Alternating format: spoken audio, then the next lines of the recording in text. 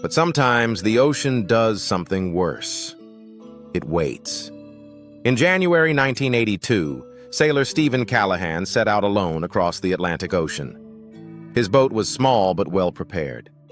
Callahan had crossed oceans before. He trusted his boat. He trusted his experience. But one night in the middle of the Atlantic, everything changed.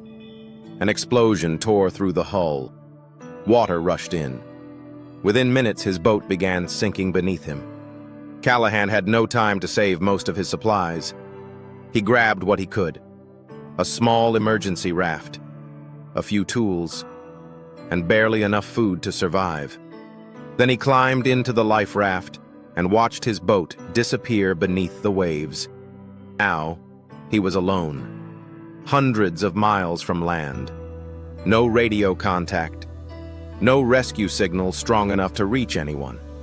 Just a man floating in a small orange raft in the middle of the Atlantic Ocean. The first problem was water. Humans cannot survive long without fresh water. Callahan built small rain collectors using pieces of plastic. When storms came, he caught rainwater in containers. When storms didn't come, he rationed every drop. The second problem was food. Fish were his only chance. Callahan used a handmade spear and fishing lines to catch small fish that gathered under the raft.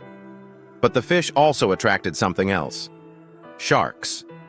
They began circling beneath him, day after day, night after night. Sometimes he could see their shapes moving just below the surface. Sometimes they bumped the raft, testing it, waiting. Days turned into weeks. Weeks turned into months. His body weakened.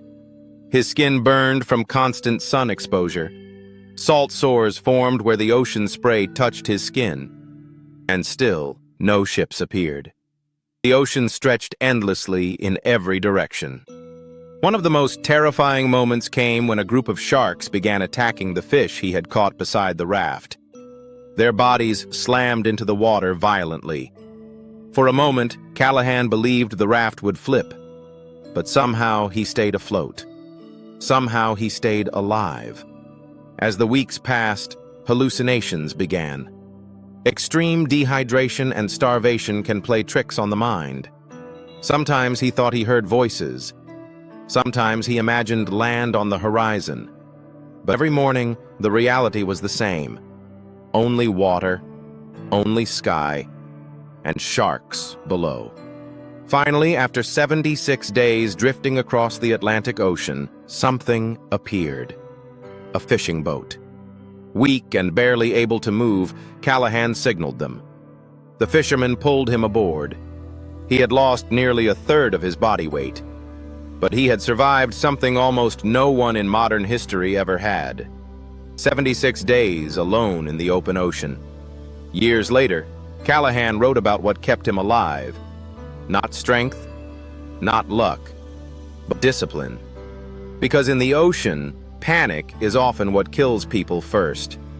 The ocean doesn't forgive mistakes, but sometimes it lets you survive long enough to tell the story. But Callahan's survival was not just a tale of endurance. It was a test of his mental willpower. Each sunrise brought new challenges, as he had to remind himself that despair was as dangerous as thirst. He constructed a routine, no matter how menial, focusing on catching fish, collecting rainwater, and keeping his raft intact. The days were marked by monotonous tasks, but they provided purpose against the gnawing uncertainty of his fate. And as the sun dipped below the horizon, casting golden rays over the waves, he found solace in the fleeting beauty of sunsets, a stark contrast to his relentless fight for survival. Hope flickered like the stars that emerged in the night sky, keeping his resolve alive. Day after day, he would stare at the horizon, searching for any sign of rescue, clinging to the fragile thread of hope that somewhere out there, someone was looking for him. The vastness of the ocean often felt suffocating. Each wave appeared as a reminder of his isolation. Yet, amidst the despair, Steven found strength in his memories of land, of laughter, of family. His thoughts drifted to the simple pleasures of life he once took for granted. Warm meals, friends gathered around a table, and the feel of solid ground beneath his feet. These reflections fueled his determination to persist, cherishing every breath and moment he had left. But the ocean tested more than his will. It also weighed down his spirit with relentless silence. Days blended when sounds of the world faded into mere echoes of his thoughts. Occasionally, the gales would wail, whipping through him with haunting noises that mirrored his internal struggles. He would close his eyes, recalling the comforting sounds of waves lapping gently against a shore, the laughter of loved ones, and the music of life before this desolate existence. Even the seagull's cries, infrequent but piercing, needled at his heart, reminding him of the connection he longed for. As exhaustion wrapped around him like a heavy fog, Callahan fought against the overwhelming urge to succumb to despair. Each fleeting moment of clarity was met with an urgent resolve. He was determined not to become a mere ghost adrift on this endless water. Amid the turmoil of his thoughts, he imagined the moment he would step onto solid earth again, feeling grass beneath his feet and embracing loved ones. The sun beat down mercilessly, scorching his skin and fueling his thirst, yet it also painted the sky with vibrant colors that sometimes drew a smile from his parched lips. He learned to find strength in those fleeting moments of beauty, each sunrise a reminder that he had to fight through another day. Desperation led him to explore new methods of survival, using his limited tools to create improvised fishing gear and make the most out of every wave that passed beneath him. Yet whispers of doubt crept into his mind, growing louder with each passing trial. Did anyone even know he was out there? Would help ever come?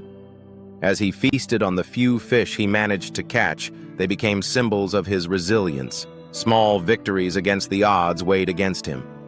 He named each fish he caught after a cherished memory, turning his meals into moments of nostalgia, flashes of loved ones and laughter to keep the darkness at bay. Ocean storms came and went. Desperation may have wanted to pull him under, but Callahan clung to life with the discipline that emerged in his darkest hours. Each drop of rain he captured was a triumph, each fish a reminder that he was still fighting, still alive, an echo of humanity amidst the vast indifference of the ocean.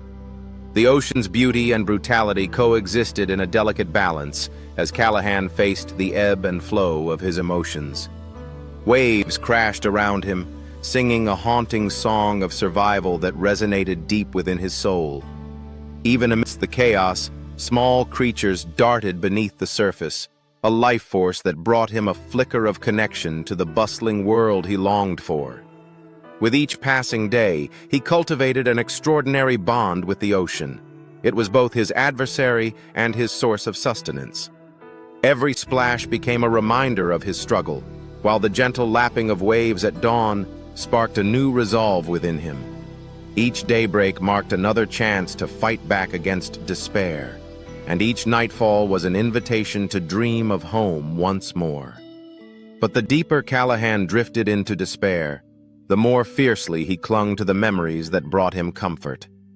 From the laughter of his friends echoing in distant corners of his mind to the sweet aroma of home-cooked meals, each recollection became a lifeline he could grasp onto in this vast ocean of uncertainty. He watched the sun soar high in the sky, feeling its heat wrap around him like a blanket, igniting a flicker of determination within his soul. If he could find meaning in these memories, perhaps he could also find the strength to push through the relentless ordeal. And when the fishing boat finally appeared on the horizon, hope surged through him, igniting a spark that had been dimmed for so long. As he signaled with all his remaining strength, he realized that survival was not merely about endurance. It was about the indomitable spirit that thrives against all odds.